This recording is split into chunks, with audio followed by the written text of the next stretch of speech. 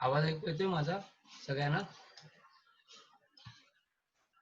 माझा आवाज ऐकू येतोय सगळ्यांना?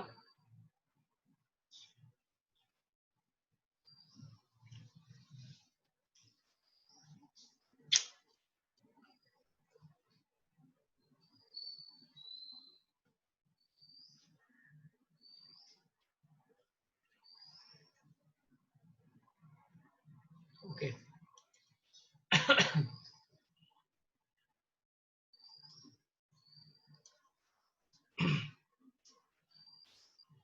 बघा आपण मेल रिप्रोडक्टिव्ह सिस्टीमचा काल सुरुवात केलेली होती. Okay, so male reproductive system of man consists of, that is human reproductive system. In case of male, the male reproductive system consists of a pair of testes, which is a primary organ, pair of testes which is a primary organ, then vasa efferentia, then epididymis, then vas differentia, which is also called as sperm duct, then ejaculatory duct and urethra. Now before this,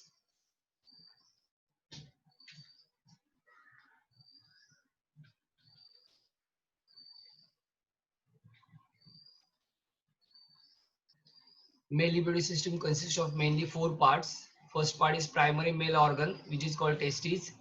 Second one is accessory duct. Third one is accessory glands, and fourth one is external genitalia. आता primary mail organ मध्ये फक्त testes येतात. ऍसेसरी ducts मध्ये काय काय ते आपण बघूया. ऍसेसरी ग्लँड्स मध्ये काय ते आपण बघूया आणि एक्सटर्नल जेनेटिलिया मध्ये काय ते आपण बघूया. So first part be primary, a pair of testes which is a primary male organ. Now secondary, or you can say accessory duct. Accessory duct includes vasa efferentia, then epididymis, then vas deferens or vasa differentia, which is also called as sperm duct, then ejaculatory duct and urethra. So male reproductive system consists of primary male organ which is called gonad, and nothing but pair of testes. Accessory duct includes vasa efferentia, epididymis, vasa differentia, ejaculatory duct and urethra. Then male accessory glands include seminal vesicle, prostate gland, Cowper's gland, which is also called as bulbourethral gland. Then external genitalia includes penis and scrotum. So in short, male reproductive system consists of, me repeat karto, male reproductive system consists of pair of testes, pair of vasa efferentia, तो E आहे, E vasa EFF, vasa efferentia, त्याच्यानंतर येणार epididymis, त्याच्यानंतर येणार vasa deferentia which is called as sperm duct. हा D आहे, तो मगाचा ई होता. बघा दोघांमध्ये फरक आहे. This is vasa efferentia, VASA, vasa efferentia EFF, and this is vasa differentia, DFF. Okay, differentia. So this is vasa efferentia, vasa differentia is called as sperm duct. So male reproductive system consists of pair of testes, vasa efferentia, epididymis, then vasa differentia, which is also called as sperm duct, then ejaculatory duct, then urethra. Now glands include seminal vesicle, prostate gland and Cowper's gland, which is also called as bulbourethral gland, and penis and scrotum. Actually testes मध्ये scrotum घ्यायला पाहिजे होते, पण ते इथे त्यांनी external genitalia मध्ये घेतले. सो लक्ष द्या इकडे. आता आपण स्टार्ट करूया. See this is the male reproductive system. ही मेल रिप्रोड्यूक्टिव्ह सिस्टीम आहे. बघा ह्याचे पार्ट आपण बघूया. हा no, male reproductive system consist of pair of testes. हे दिसते ते पेअर ऑफ टेस्टीज आहे. These are the pair of testes. Now pair of testes, this is epididymis. Pair of testes, that is epididymis. म्हणजे टेस्टीजच्या वर जे cup shape gland आहे, coiled cup shape gland दिसते तुम्हाला, किंवा आपण कॅप शेप ग्लँड म्हणूया, कॅप असली type gland, that is called as epididymis. Now हे सगळं एन्क्लोज आहे सॅक मध्ये. That sac is called as scrotum, ज्याला स्क्रूटम असं म्हणतात. हा पण ही लेफ्ट साइडची, राईट साइड, हा फ्रंट व्ह्यू आहे. सो ही टेस्टीज आहे. टेस्टीच्या सॅक मध्ये असतात, दॅट कॉल्ड एज स्क्रूटम, त्याला स्क्रूटम म्हणतात. Testes are enclose in a bag or sac like structure which is called as scrotum. Next to scrotum is so this is scrotum. Testis epididymis. Epididymis continue होतो, याला म्हणतात sperm duct किंवा त्याला म्हणतात वासा डिफरन्शिया. वासा डिफरन्शिया टेस्टिसच्या आत आपल्याला बघायला मिळणार आहे, ते आपण पुढे बघूया. सो वासा डिफरन्शिया दिसत नाही इकडे. एपिडायडमिसचे पुढचं टर्मिनल जे कंटिन्युएशन आहे, एपिडायडमिसचा जो एंड आहे तो कंटिन्यू होतो. इट कंटिन्यू ॲज ए वास डिफरन्स किंवा त्याला दुसरं नाव आहे स्पर्म डक्ट. हा स्पर्म डक्ट युरेटरच्याकडे क्रॉस होतो. बघा, युरेटर म्हणजे कुठला? हा युरिनरी ब्लॅडर आहे. युरिनरी ब्लॅडर कडनं हा एक युरेटर आहे वरचा. ओके, हा दुसरा युरेटर आहे. हा युरेटर किडनी मध्ये ओपन होतो. इकडे किडनी मधनं युरिन येतं आणि ते इकडे येऊन स्टोर होतं, या बाजूने आणि या बाजूने. ओके, सो हा जो काय वास डिफरन्स आहे, स्पर्म डॅग, हा स्पर्म डॅग क्रॉस होऊन इथपर्यंत येतो, बरोबर ना? इथपर्यंत ह्याला वास डिफरन्स असं म्हणतात, स्पर्म डॅग म्हणतात.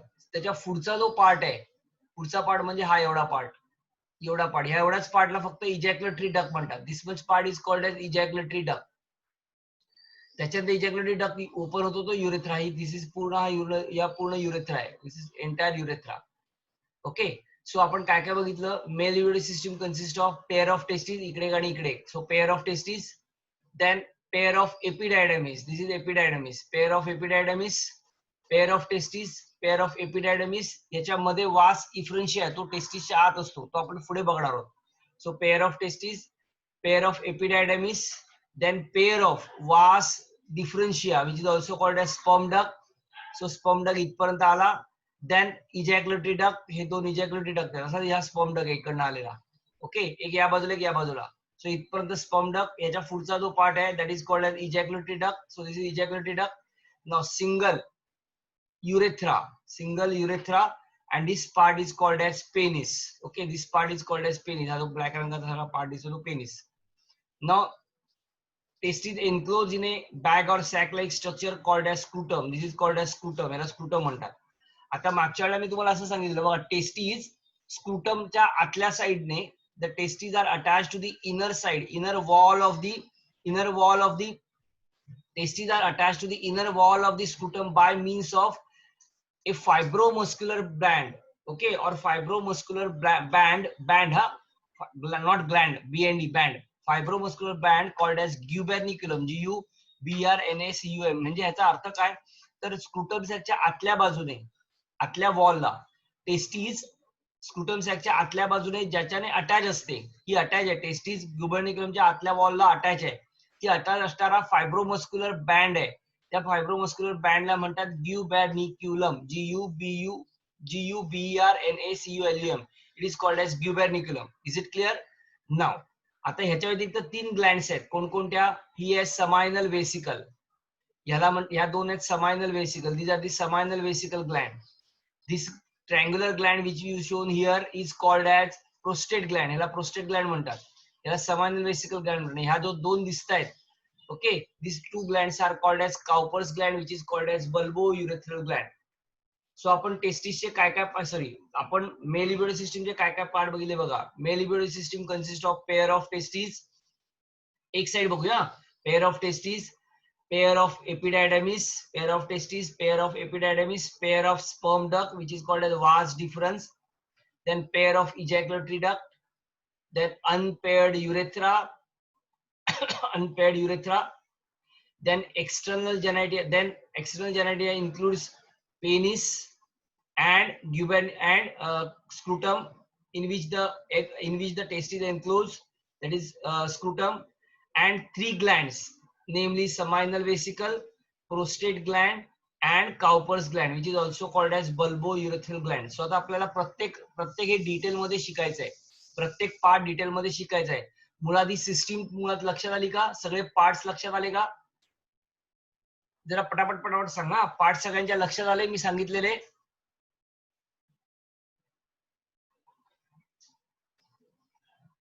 डाऊट असेल काय तर मला परत सांगा, मी परत एक्सप्लेन करतो. कारण हे कळलं तर पुढे समजणार. पुस्तकात डायग्राम दिलेला नाहीये, पुस्तकानुसार लेबल केलेलं आहे. अंडरस्टूड? गुड. त्याचा पटकन स्क्रीनशॉट काढून घ्या.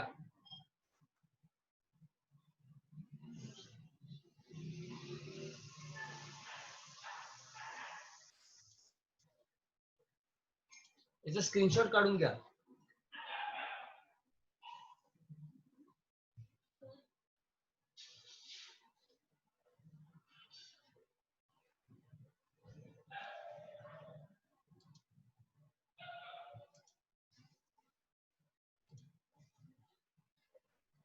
ओके, आता आपण प्रत्येक पार्ट बघणार आहोत. बघा हे ना, हा चॅप्टर खूप महत्वाचा आहे आणि यातले हा सगळे एक टॉपिक पुढच्या टॉपिकला लिंक आहे. त्यामुळे जिकडे कळणार नाही ना तिकडे सगळं सांगा सर मला कळलं नाही म्हणून, म्हणजे मला मेसेज करा, मी परत एक्सप्लेन करीन. हा डायग्राम पुस्तकात नाहीये, पुस्तकात नुसतं एकच डायग्राम दिलाय बिन लेबलचा, त्यामुळे ते क्लिअर होत नाहीये. हा डायग्राम नाही, जे पुढच्या डायग्रामला पण डायग्राम तुम्ही स्क्रीनशॉटवर काढून घ्या म्हणजे तुम्हाला पिक्चर क्लिअर होईल. तिकडे कुठेही ग्युबेर्निक्युलम दाखवलं नाहीये पुस्तकामध्ये, कळतंय का? हा पार्ट आपण काल बोलताना इकडे अडक थांबलेलो, तुम्हाला कळलं नाही असं मला समज लक्षात आलं.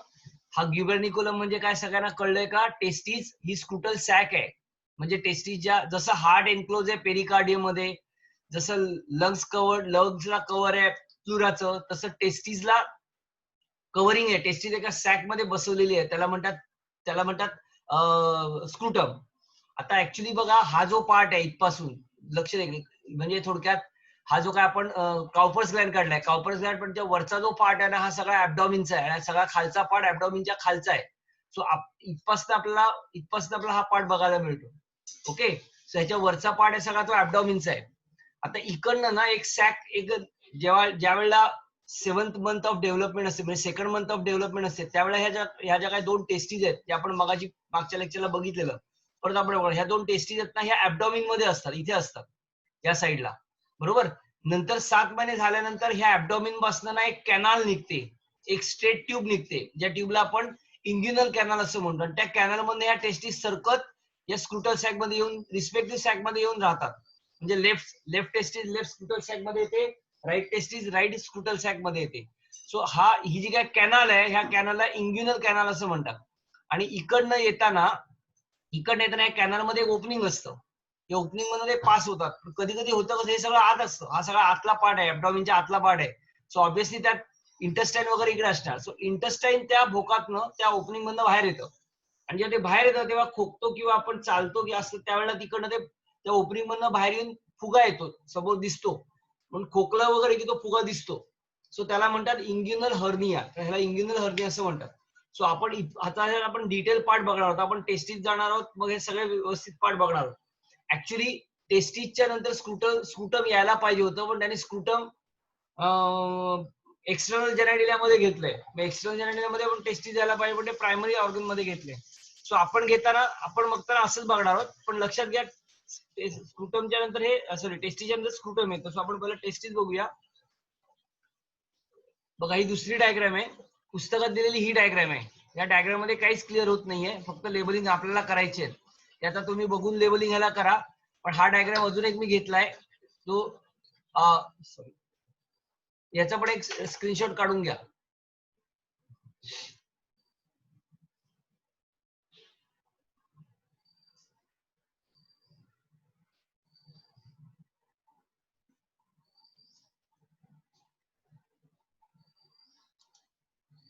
ओके, आता आपण पहिला पार्ट बघणार हा टेस्टीज, बरोबर ना. हे जे टेस्टीज आहे हे बघणार आहोत. हे कसे माहितीये का, ओव्हल बॉडी अंडाकृती आहेत. बघा आपण आपला पहिला पार्ट बघणार हा टेस्टीज. टेस्टीजच्या नंतर बघणार आहोत एपिडायडमिस. तत्पूर्वी एपिडायडमिस बघायच्या अगोदर टेस्टीजचे आतले सगळे पार्ट बघणार आहोत आपण. ओके, आणि टेस्टीजला अटॅच त्याला वाटतं ग्युबर्निक्युलम, हा आहे सगळा स्क्रुटम. नाव लक्ष द्या, जिकडे कळलं नसेल तिकडे मला पटकन मेसेज हे करा, हा मी सांगेन लगेच. नाव पहिला पार्ट बघूया आपण testes. Now testes are the pair of, so basically testes are mesodermal in origin and are formed in the lower abdominal cavity. Testis ची origin mesodermal आहे आणि lower abdomen च्या खाली cavity मध्ये आहे. Now they are located in the pouch called as scrotum. Testes are enclosed in a bag or sac like structure called as scrotum. Now question is that, किंवा इथं question असं विचारतात, why testes are situated outside the abdomen in a bag or sac like structure called as scrotum. Testes बॉडीच्या बाहेर, ऍब्डॉमिनच्या बॉडीच्या बाहेर स्क्रुटम sack मध्ये का असतात? The reason is that now in the scrotum there is a testis and testis produce sperm. So scrotum gives cooler temperature to the testes. Scrotum gives cooler temperature to the testes, which is necessary for formation and maturation of sperm. स्क्रुटम मध्ये testis बाहेर का असते बॉडीमध्ये, बॉडीच्या बाहेर स्क्रुटम sack मध्ये का असते, तर टेस्टिस पासून स्पर्म तयार होण्याची जी काय प्रोसेस आहे त्या प्रोसेसला स्पर्मॅटोजेनेसिस असं म्हणतात. सो स्पर्म फॉर्म होण्यासाठी टेस्टिसला बॉडी टेम्परेचर पेक्षा कमी टेम्परेचर लागतं. ते किती? बॉडी टेम्परेचरच्या -2 डिग्री, म्हणजे जेवढं बॉडी टेम्परेचर त्याच्या -2 डिग्री टेम्परेचर लागतं टेस्टिसला स्पर्म तयार करण्यासाठी. तरच स्पर्म तयार होऊ शकतात आणि तर ते मॅच्युअर होऊ शकतात. आणि म्हणून ऑलवेज टेस्टिस ऍब्डॉमिनच्या बॉडीच्या बाहेर स्कूटर सॅक मध्ये असतात. So reason is that testis provides cooler temperature than the body temperature which is necessary for formation and maturation of sperm, and that's why testes are lying outside the abdomen in a bag or sac like structure called as scrotum. Temperature किती? -2 degree centigrade than the body temperature. Body temperature पेक्षा -2 degree centigrade कमी temperature लागतं. पण ह्याला exceptional केस आहे elephant. Elephant मध्ये फक्त ऍब्डॉमिन मध्ये टेस्टिस असतात.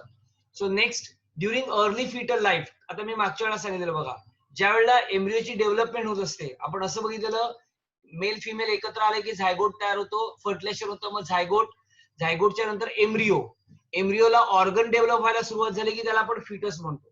So second month of development हे कधी होतं? During second month of development. Second month मध्ये टेस्टिस या स्क्रूटम सॅक मध्ये नसतात, तर त्या कुठे असतात? तर त्या ऍब्डॉमिन मध्ये असतात. They are situated in abdomen. Abdomen मध्ये किडनीच्या बाजूला असतात. जसजशी डेव्हलपमेंट होत जाईल तसतशी 7व्या महिन्याला, दुसऱ्या महिन्यापासून 7व्या महिन्यापर्यंत ऍब्डॉमिन मध्येच असतात. 7व्या महिन्याला तिकडनं म्हणजे ऍब्डॉमिन पासून एक कॅनाल खाली निघते आणि ती कॅनाल खाली स्क्रूटम सॅक मध्ये ओपन होते. अशी वरपासून खालपर्यंत कॅनाल निघते आणि स्क्रूटम सॅक मध्ये ओपन होते. ओके,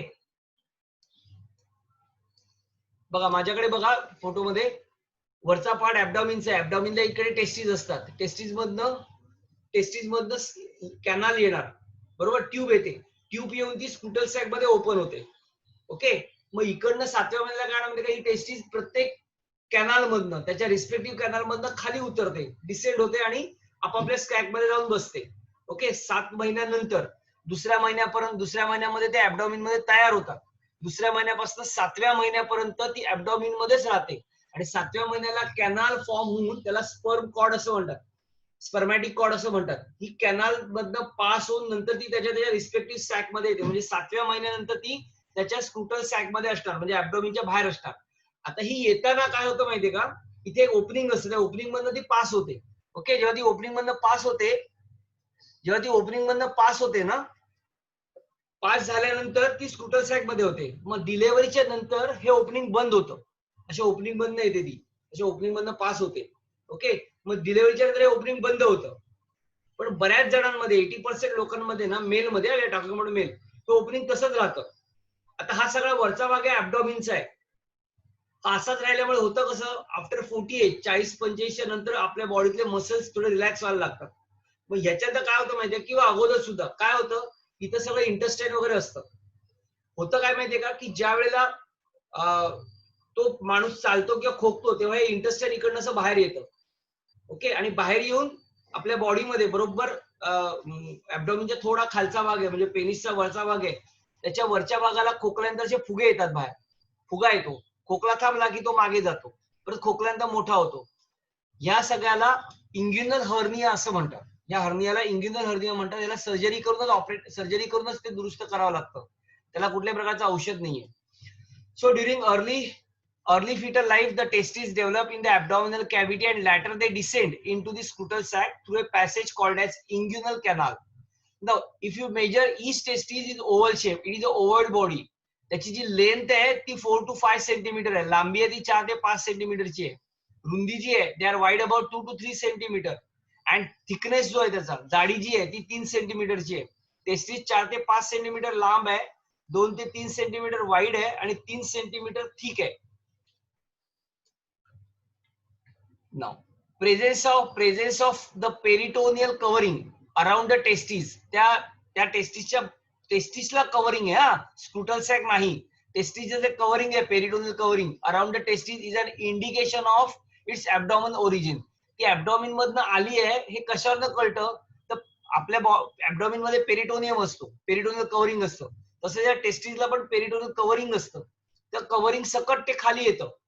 कुठे एपिडायडॅमिस वगैरे सगळं सकट घेऊन ते खाली टेस्टी ह्याच्यामध्ये स्क्रूटल सॅक मध्ये येतं. सो जर याच्या बाहेर पेरिटोनियलचं कव्हरिंग आहे ह्याचा अर्थ त्याचं ओरिजिन कुठनं आहे, तर ते ऍब्डॉमिन मधनं, ऍब्डॉमिन पासून ते हे त्याचं इंडिकेशन आहे. नाव the testes are suspended in the scrotum by spermatic cord. Spermatic cord ने suspend केलेले असतात. Now, testes secrete testosterone. Now, testosterone is a hormone which is secreted by testes. So, testosterone hormone stimulate the descent of testes. ही जी काय testes descent कशामुळे होते? 7 month of development मध्ये testis मी सांगितली ऍब्डोमिन पासून कुठे येणार? ऍब्डोमिन पासून त्या ह्याच्यामध्ये येणार काय?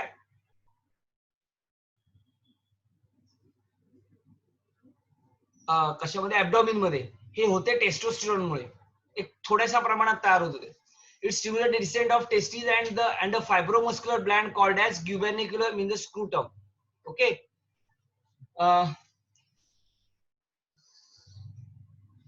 Now, तुमच्याकडे सगळ्यांकडे पेन्सिल आणि वही आहे का? पेन आणि वही आहे? लिहायला तुमच्याकडे काय आहे का आता? मी एखादा सेंटेन्स बोललो तर लिहू शकाल का?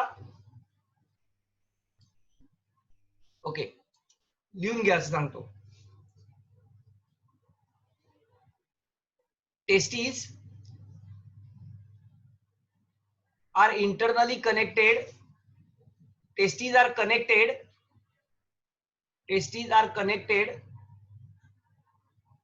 to the inner wall of the testes are connected to the inner wall of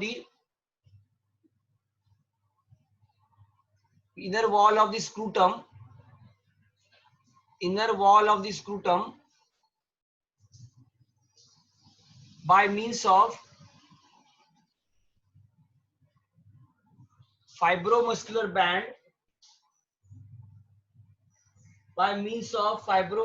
band called gubernaculum. gubernaculum.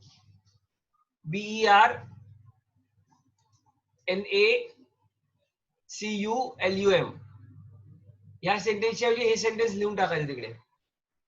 gubernaculum. झालं सगळ्यांचं? सगळ्यांनी व्यवस्थित लिहिलंय का? काय राहिलंय?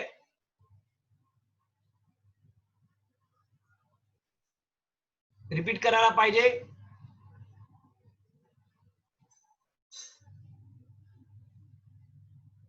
रिपीट करण्याची आवश्यकता आहे का पुढे जाऊ? Okay. Now next. In some males, मगाशी मी सांगितलं तसं, in some males a loop of the intestine may pass through the inguinal canal into scrotum and hence cause condition called as inguinal hernia. त्याला inguinal hernia असं म्हणतात.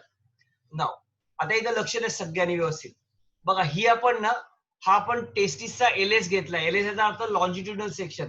Longitudinal section याचा vertical section. थोडक्यात नेहमीचं रेग्युलर उदाहरण आपण काकडीचं देतो. उभी कापली काकडी ती आहे आणि आडवी कापली ती TS. So this is VS, that is vertical section, ज्याला दुसरं नाव आहे longitudinal section, and this is TS, that is internal structure. Transverse section. इकडे लक्ष देऊ नका, पहिले इकडे लक्ष द्या. बघा व्यवस्थित बघा. हा जो काय पार्ट आहे हा टेस्टिसचा आहे. जी आज ब्लॅक रंगाची लाईन दिसते ही सगळी टेस्टिसची आहे. या टेस्टिसचं जे कव्हरिंग आहे हे कव्हरिंग आहे ब्लॅक रंगाची लाईन, त्याला म्हणतात ट्युनिका अल्ब्युजिनिया. ही जी काय लाईन आहे त्या टेस्टिसला बाहेरचं कव्हरिंग आहे त्याला म्हणतात ट्युनिका अल्ब्युजिनिया. ट्युनिका अल्ब्युजिनियाच्या बाहेर दोन कव्हरिंग आहेत बघा. हे डॉट डॉट डॉट डॉट काढलेलं कव्हरिंग आहे, दिसतं तुम्हाला? हे डॉट काढलेलं कव्हरिंग आहे पूर्ण एक, आणि तसंच हे दुसरं कव्हरिंग आहे डॉट डॉट वाला. डॉट डॉट वाला इथपर्यंत आलेलं आहे. या सगळ्याला म्हणतात ट्युनिका वजायनलिस. हे जे दोन लेअर आहेत हे इनकम्प्लीट लेअर असतात, that is called as tunica vaginalis. Okay. त्याच्यानंतर आता बघा आपण काय बघितलं, टेस्टिसचा स्वतःचा layer that is called as tunica albuginea. Black रंगाची लाईन ही सगळी टेस्टिसची बाउंड्री आहे. मी कर्सर फिरवतोय बघा, त्याच्यावर तुमच्या लक्षात येईल. टेस्टिसची बाउंड्री आहे ही सगळी, that is called tunica albuginea. Okay.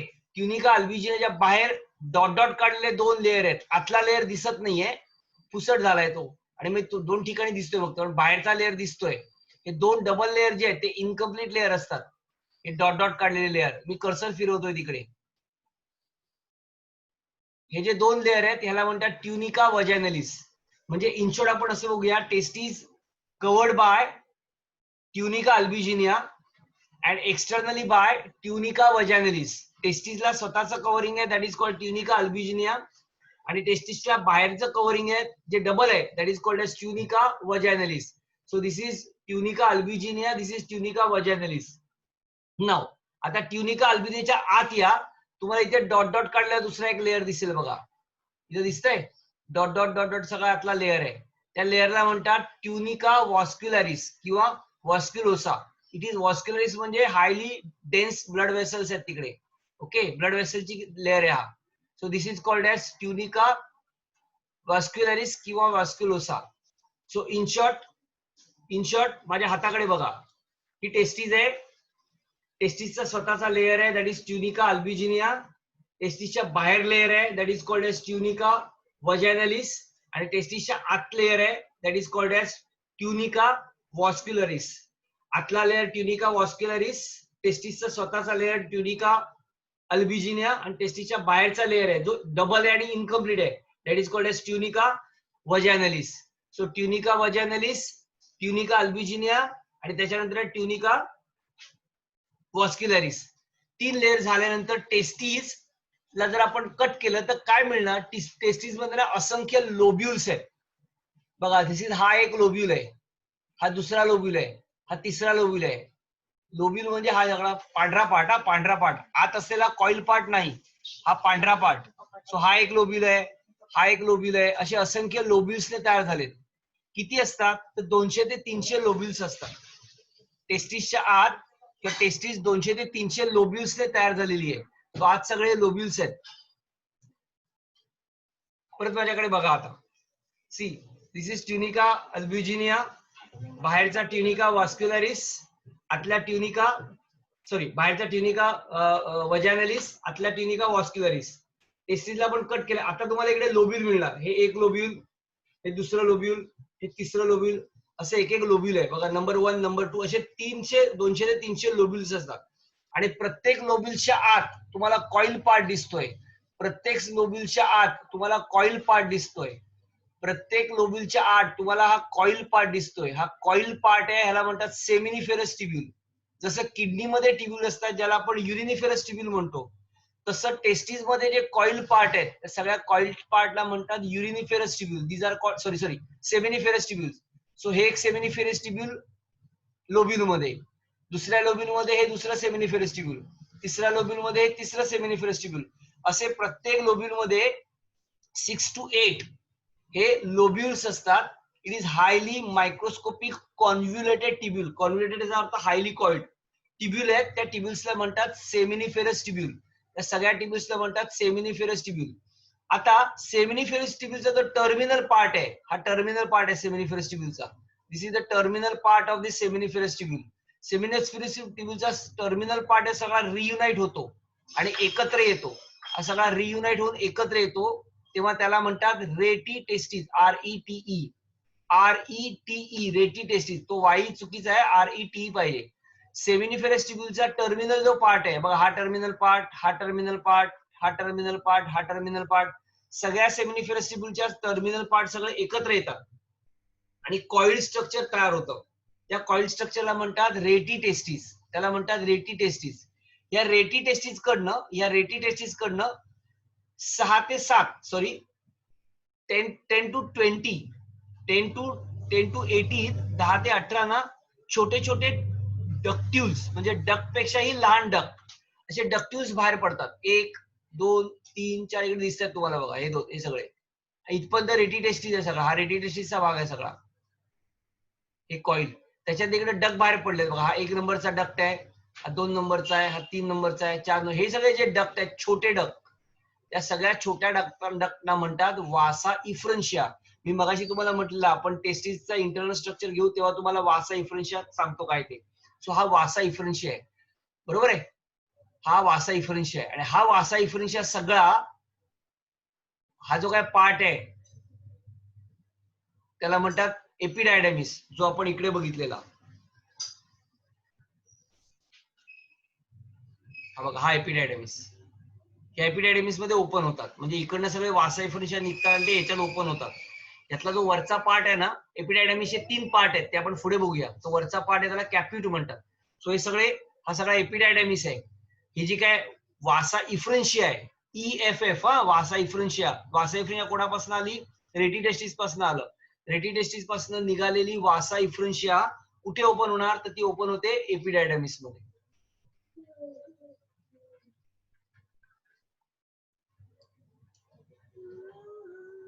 बघा ही ओपन झाली एपिडायडेमिस मध्ये, त्याला कॉप्युड एपिडायडेमिस म्हणतात, ते पुढे बघूया आपण. So once again I repeat, ही सगळी टेस्टीज आहे. टेस्टिसचा बाहेरचा लेअर आहे, त्या लेअरला म्हणतो आपण ट्युनिका अल्बिजिनिया. टेस्टिसच्या बाहेर टेस्टिसचा स्वतःचा लेअर आहे, त्याला म्हणतात ट्युनिका अल्बिजिनिया. ब्लॅक रंगाची लाईन ती सगळी दिसते ती. अल्बिजिनियाच्या बाहेर डबल लेअर आहेत जे डॉटेड आहेत, that is called as tunica vasculus. Dotted लिहायचं नाही, डॉटेड तुमच्यासाठी सांगतोय मी. So it is a incomplete layer which is called as tunica vaginalis. So बाहेरचा लेअर ट्युनिका वजॅनलिस, त्यानंतर ट्युनिका अल्बिजिनिया.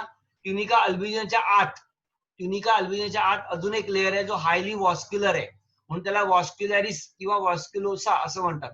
वॉस्क्युलॅरिस याचा अर्थ rich supply of blood vessels, blood वेसल्सचा सप्लाय आला. याच्यानंतर टेस्टीज असंख्य, testes made up of 200 to 300 लोब्युल्स.